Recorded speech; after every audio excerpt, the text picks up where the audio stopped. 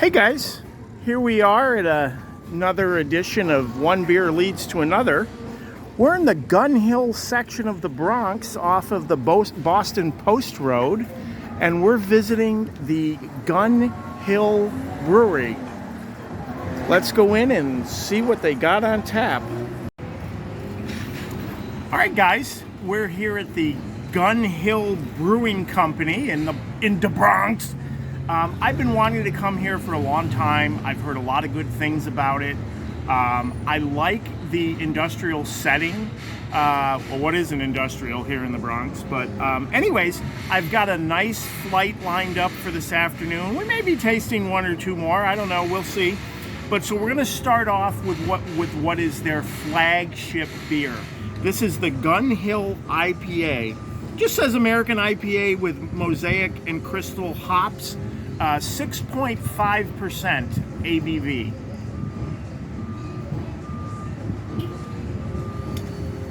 Wow, that's really good. It's not overly hoppy. Some of you I know hate it when I say hop forward.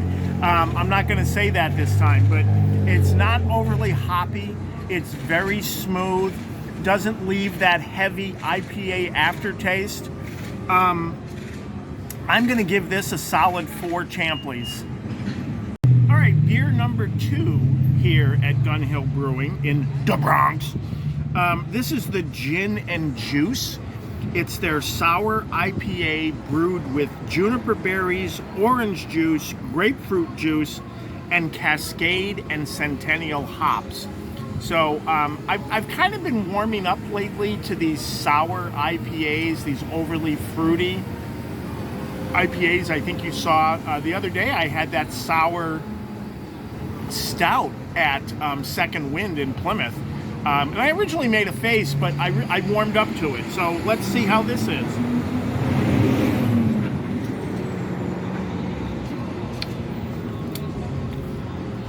Wow.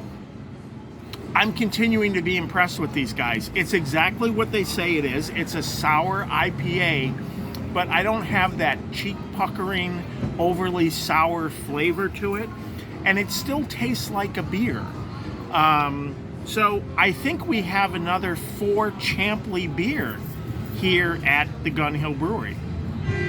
All right, guys, we have 2 stouts to finish up with here at Gun Hill Brewing. The first one is, they're both void of light, but this is the purer of the two. This is their export style stout with notes of chocolate and espresso, 2 things I really love, especially if I'm in Italy. But oh wow, that smells really good. And well, I don't want to jinx it for the next beer, but I'm having very, very good vibes about the next beer. But let's stick with the void of light for now. So really, really good aroma. I get the chocolate, I get the coffee. Oh yeah, very Champley-esque. The Champers would love this.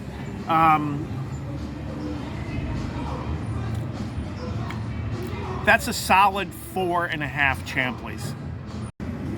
All right, guys, beer number 4. Remember, their tastes, you know, they're just samplers, so it's not like I'm shit-faced. I'm really looked forward to this one. I saw it on the menu. I was like, I'm definitely getting that. This is the Void of Light, the stout, but it's coconut snickerdoodle. And it says in the description, coconut and cinnamon. By the way, the Void of Light and the Void of Light snickerdoodle, they're both 7.9% ABV. Yeah, I definitely get the coconut. I'm not sure I'm getting the cinnamon. Oh boy, this truck is backing up. Beverage carbonation made easy. Nuco CO2. Anyways, I hope that's not too much background noise. Because I'm really, in case you haven't noticed, I'm really excited about this coconut snickerdoodle Void of Light.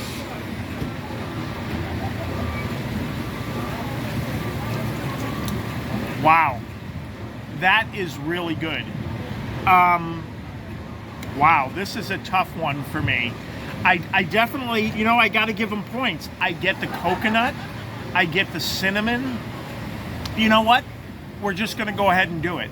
5 Champleys for the Void of Light coconut snickerdoodle. All right, guys, I got home and I realized that I did not do a closing video for Gun Hill Brewery, which I really liked, and I gave 2 thumbs up to.